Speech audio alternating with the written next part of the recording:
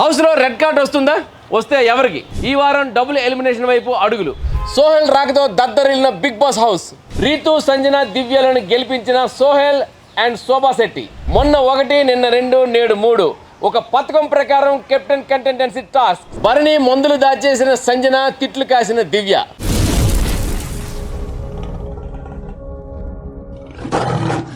Hi, hello, నమస్తే. నేను మీ SS Patnaik. చూస్తూనే ఉండండి పెమ్స్ టీవీ. షేర్ చేయండి, లైక్ చేయండి, సబ్స్క్రైబ్ చేయండి, గంట సింబల్ కొట్టడం మర్చిపోకండి. ఇక బిగ్ బాస్ అప్డేట్స్ విషయానికి వచ్చినట్లయితే, సోహెల్ రాకతో దద్దరిల్లిన బిగ్ బాస్ హౌస్. అవునండి, ఇప్పుడు యాక్చువల్గా ఏంటంటే నిన్న దేత్రి హారిక, అదే విధంగా మన మానసు, గౌరవ్ వీళ్ళంతా వచ్చారు, ఆటలాడిన తర్వాత ఎవరు ఆట వాళ్ళు ఆడారు.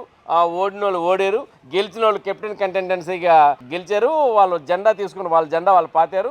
ఆ తర్వాత వాళ్ళందరి మధ్య ఆటలు అవుతాయి. ఎవరు కెప్టెన్ అవుతారు అనేది భవిష్యత్తు నిర్ణయిస్తుంది. అంటే ఈ రోజు, రేపు, ఎల్లుండో.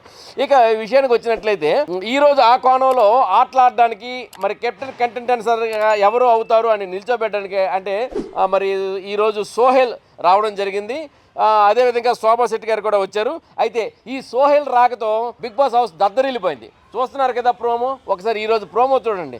ఎలా ఉందంటే సోహెల్ తన లోపల ఉన్న వైబ్స్ ఎంత సోహెల్ ఇంత చక్కని కామెడీ, ఇంత పర్ఫెక్ట్గా అంటే చేస్తాడా చేయడానికి క్వశ్చన్ కాదు, కానీ ఇప్పుడున్న ఈ బిగ్ బాస్ 9లోకి వచ్చి తను చేయడం అనేది చాలా గ్రేట్. ఎందుకంటే తనకు ఒక అంటే కెమెరా వైపు చూసి బిగ్ బాస్తో గట్టిగా అడిగినట్లే, బిగ్ బాస్ ఇస్తావు లేదా, ప్లీజ్ బిగ్ బాస్ నీకు పుణ్యం ఉంటుంది, బిగ్ బాస్ కాఫీ కావాలి, ఒక చికెన్ కావాలి, ప్లీజ్ బిగ్ బాస్ నా పరుగు పోతుంది బిగ్ బాస్ అంటూ తను లోపల ఉండేది బయట ఎక్స్ప్రెస్ చేసేది ఎలా ఉందంటే అది చూడడానికి చూడముచ్చటగా ఉంది.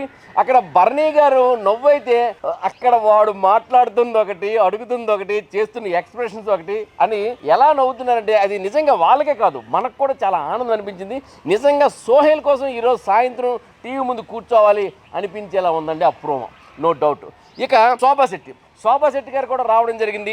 శోభా శెట్టి గారు ఒకరితో ఆడాలి. అయితే శోభా శెట్టి గారు దివ్యతో ఆడారు. శోభా శెట్టి గారు దివ్యతో ఆడితే మరి సోహెల్ రీతు సంజనతో ఆడారు. సోహెల్ రీతు సంజనతో ఆడి కెప్టెన్ కంటెంటెన్సీకి ఒక విధంగా చెప్పాలంటే సోహెల్ గెలిచిగలడు, కానీ రీతుని సంజనని గెలిపించాలని తను ఓడిపోయి వాళ్ళిద్దరిని గెలిపించాడు. అదేవిధంగా వచ్చిన శోభా శెట్టి కూడా మన దివ్య గారితో ఆడి తను కూడా గెలవగలిగిన స్థితి ఉన్నప్పటికీ కూడాను శోభా శెట్టి ఓడి దివ్యని గెలిపించింది. ఒక విధంగా చెప్పాలంటే రీతు, సంజన, దివ్యలని గెలిపించిన సోహెల్ అండ్ శోభా శెట్టి అని చెప్పుకోవచ్చు.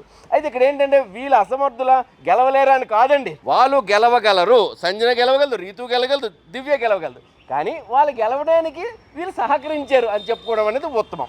అయితే ఈ విధంగా ఏంటంటే మొన్న ఒక్క కళ్యాణే గెలిచారు. భరణి గారిని తనుజ గారు ఓడిపోయారు. నిన్న వచ్చినప్పటికీ డెమాన్ పవన్, ఎమాన్యుల్ గెలిచారు. ఎమాన్యుల్ ఆటని ఈ రోజు నైట్ చూపిస్తారు. ఒక సుమన్ శెట్టి ఓడిపోయారు. అంటే మొన్న కళ్యాణ్ ఒక్కడు గెలిచాడు. నిన్న ఆటల్లో వచ్చిన కంటెస్టెంట్స్తో 2 కంటెస్టెంట్స్ అయ్యారు. ఎవరు? ఎమాన్యుల్, మన డెమాన్. ఈ రోజు విషయానికి వచ్చినట్లయితే బ్యాలెన్స్ 3 మిగిలిపోయారు కదా. సంజన, రీతు, దివ్య 3 గెలిచారు. అంటే మొన్న 1, నిన్న 2, ఈ రోజు 3. అంటే ఈ రోజు రేపు వస్తారన్నమాట. సో ఆ విధంగా ఏంటంటే ఒక ప్లాన్ ప్రకారం 1, 2, 3 అని వెళ్ళినట్టు ఉంది. అంటే ఇది ఒక పథకం ప్రకారం వెళ్ళిందా అన్న టైపులో ఉంది. మొత్తానికి కెప్టెన్సీ కంటెండర్స్ మాత్రం 6 అంటే ఉన్న 9 మంది నుండి 6 కంటెండర్స్ అయ్యారు. ఈ 6కి పోటీ ఉంటుంది. ఈ 6లో ఎవరు కెప్టెన్ అవుతారు అనేది రేపో ఎల్లుండో తెలిసిపోతుంది. అయితే ఈ కోణంలో భరణి గారు యాక్చువల్గా ఏంటంటే రీతు సంజన కనిపించట్లేదు, సంజన 6వ వారం కనిపించట్లేదు అనే టాక్ మొన్న నామినేషన్ అన్నారు. నేను కనిపించట్లేదు కదా, ఇక నేను కనిపిస్తా అన్నట్లు తను కనిపించే ప్రయత్నం చేసింది సంజన. ఈ కోణంలో ఏకంగా ఆమె భరణి గారు మందులు దాచేసింది. భరణి గారు మందులు దాచేసిన తర్వాత ఆ మందులు ఏమని భరణి గారు ఎత్తుక్కోవడం, అది మనకి ఎడిటింగ్లో ఎంత చూపిస్తారో ఏంటో తెలియదు, కానీ భరణి గారు ఎత్తుక్కోవడం, దేవులాడుకోవడం, అందరినీ అడగడం నా మందులు ఎక్కడ ఉన్నాయి. ఫైనల్గా సంజన చెప్పేసింది. ఈ కోణంలో డిస్కషన్స్ మొదలైనప్పుడు తగుదునమ్మా అంటూ దివ్య మధ్యలోకి వచ్చింది. అంటే ఇక్కడ దివ్య రావడం అనేది నెగిటివ్ కాదు, భరణి గారికి సపోర్టివ్గానే వచ్చింది పాప అమ్మాయి. కట్ చేస్తే భరణి గారు, నువ్వు మధ్యలో ఎందుకు వస్తావు, నేను మాట్లాడుతున్నాను కదా, నాకు నోరు లేదా, నేను అడగలేనా, నాకెందుకు నువ్వు ఒకళ్ళతో పుచ్చుకుంటావు అనే టైప్లో ఆయన తనని మందలించడం జరిగింది. ఆ మందలించే కోణంలో ఏమైందంటే అరే నేను తప్పు చేశాను మీ గుండె నేను అడుగుతున్నాను కదా అనేది లోపల ఫీలింగ్. బయట మాత్రం ఆమె ఇంకోలా ఎక్స్ప్రెస్ చేసింది. ఇక్కడ ఏంటంటే ఏదైనా లవర్స్ మధ్య కానీ, అన్నా చెల్లెల మధ్య కానీ, స్నేహితుల మధ్య కానీ, తల్లి కొడుకు తండ్రి కొడుకుల మధ్య కానీ, ఎవరి మధ్య కానీ ప్రేమ పెరిగితే పీక్స్కి వెళ్తుంది, అది అధికారం వైపు వెళ్ళిపోతుంది. ఇది నాది అనే ఆర్డర్లోకి వెళ్ళిపోతుంది. కాబట్టి ఏంటంటే వీళ్ళిద్దరు అన్నా చెల్లెల ప్రేమే, కానీ ఇది నాది అనే స్థాయికి వెళ్ళిపోయాక ఆర్డర్స్ కమెంట్స్ ప్రారంభమయ్యాయి. ఈ కమాండింగ్ అనేది దివ్యాదేవి బేస్ వాయిస్ ఏంటంటే యాక్చువల్గా ఏంటంటే అదొక గుంటూరు విజయవాడ కమాండింగ్ అనేది అమ్మాయిలో ఉంటుంది. ఆ కమాండింగ్ ఏంటంటే మరి భరణి గారికి నచ్చట్లేదు. ఇప్పుడు యాక్చువల్గా ఏంటంటే గోదావరి ఉత్తరాంధ్ర జిల్లాలకి ఏంటంటే అది కదండి మీరు అలా చేయాలి కదండి అనేది రిక్వెస్టింగ్ పొలైట్గా వస్తుంది. నీకు కాదన్న కొంచెం విజయవాడ గుంటూరుది ఏంటంటే కొంచెం కమాండింగ్లో ఉంటుంది అది వాయిస్లో. నేను దానికి ఒక స్లాంగ్ అంతే, ప్రాబ్లం అంతే, దానికేం ఇది అంటలేదు. సో అమ్మాయి వాయిస్ కమాండింగ్ ఉంటుంది. దానివల్ల ఏంటంటే కమాండింగ్ ఇష్టపడట్లేదు భరణి గారు, ఇష్టపడద్దు అని కూడా చెప్పారు కూడా సజెషన్స్. దానివల్ల ఏంటంటే మందులు దాచింది సంజన, తిట్లు కాసింది దివ్య. ఇక ఆ విధంగా ఏంటంటే ఈ వారం రెడ్ కార్డు వస్తుందా అనేది అందరి తాలూకు అనుమానం. రెడ్ కార్డ్ అంటే ఏంటండి, బిగ్ బాస్ హౌస్ లో చేయకూడని చేస్తే ఇమీడియట్లీ రెడ్ కార్డ్ ఇచ్చి పంపించేస్తారు. అయితే ఇక్కడ ఇమీడియట్లీ జరగలేదు, కానీ నెటిజన్స్ మాత్రం అంటున్నారు ఏంటంటే అనకూడని మాటలు నోరు జారింది సంజనాకి రెడ్ కార్డ్ ఇవ్వాలి. అంటే ఒకవేళ ఎదుటి వ్యక్తి కాలు జారినా దాన్ని బేస్ చేసుకొని మనం నోరు జారకూడదు. కాలు జారడం తప్పు అయినప్పటికీ నోరు జారడం ఇంకా తప్పు. ఇక్కడ కాలు ఎవరూ జారలేదు, ఒకవేళ జారినా నోరు జారకూడదు, ఇది కాన్సెప్ట్. సో ఈ విధంగా అంతతో పాటు ఇంకోటి మాట పెరిగినా చేయి జారకూడదు, ఇది ఇంకొక కాన్సెప్ట్. అంటే కాలు జారకూడదు, నోరు జారకూడదు, చెయ్యి జారకూడదు, ఏదీ జారకూడదు. కాబట్టి లేని దానికి ఉన్నదానికి ఈమె నోరు జారింది. అది కూడా ఏంటంటే పాపం రీతు మీద అనకూడని మాట అంది కాబట్టి ఈమెకి రెడ్ కార్డ్ ఇవ్వాలని కొంతమంది అంటున్నారు. ఈ కోణంలోని బిగ్ బాస్ హౌస్ చైర్కి తన కాలుతో తని కాలు జారాడు మన కళ్యాణ్. తన కాలుతో హౌస్ సామాన్లన్నీ తన్నియడం వల్ల బిగ్ బాస్ ప్రాపర్టీకి నష్టం జరిగింది.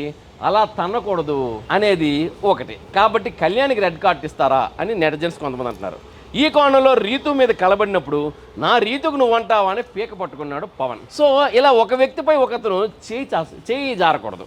ఇలా ఆల్రెడీ రీతుపై చేయి జారడం వల్ల క్షమాపణలు అడిగాడు. మరి ఈ రోజు ఏకంగా ఒక ఆర్మీ పర్సన్ పీక పట్టుకున్నాడు. దానికి మరి బిగ్ బాస్ శిక్షిస్తాడా, రెడ్ కార్డ్ ఇస్తాడా? అంటే చేయి జారినందుకు పవన్కి రెడ్ కార్డ్ ఇస్తాడా, కాలు జారినందుకు కళ్యాణ్కి రెడ్ కార్డ్ ఇస్తారా, నోరు జారినందుకు సంజనాకి రెడ్ కార్డ్ ఇస్తారా అనేది నెటిజన్స్ ఒక చిన్న టాక్ నడుస్తుంది. అయితే ఇంకొక విషయం ఏంటంటే ఈ వారం డబుల్ ఎలిమినేషన్ ఉందా? ఎందుకంటే గత వారం ఏంటంటే ఎలిమినేట్ అవ్వాల్సింది బిగ్ బాస్ ఇన్ని వారాల్లోని ఫస్ట్ టైం నో ఎలిమినేషన్ కింద ఉండిపోయింది. అంటే మన ఎమాన్యుయల్కి వచ్చిన పవర్ హస్త్ర వల్ల నో ఎలిమినేషన్ క్రియేట్ చేసి అందరినీ ఈ వారం ఆనందంగా ఉంచేలా చేసాడు. దానివల్ల ఏమైందంటే అందరూ ఉన్నారు, 8 మంది ఉన్నారు. గత వారం ఒకరు వెళ్తే 8 మంది ఉండేవారు, మరి ఈ వారం ఒకరు వెళ్తే 7 ఉండేవారు కదా. కానీ గత వారం వెళ్ళలేదు కాబట్టి ఈ వారం లెక్క ప్రకారం 7 ఉండాలి. కానీ ఇక్కడ ఒకరు వెళ్తే 8 అవుతారు. కాబట్టి ఇద్దరు పంపించేసే లెక్క సరి చేసేద్దామా అనే ఉద్దేశంలో బిగ్ బాస్ ఉన్నారు. అయితే ఈ లెక్క సరి చేసే కోణంలో డబుల్ ఎలిమినేషన్ పెడితే ఎవరిని పంపిస్తారు? ఎనిహో మరిన్ని అప్డేట్స్తో మళ్ళీ నేను మీ ముందు ఉంటాను. అంతవరకు సెలవు, మరి నమస్కారం. నేను మీ ఎస్ఎస్ పట్నాయక్. చూస్తూనే ఉండండి పెమ్స్ టీవీ. షేర్ చేయండి, లైక్ చేయండి, సబ్స్క్రైబ్ చేయండి, గంట సింబల్ కొట్టడం మర్చిపోకండి.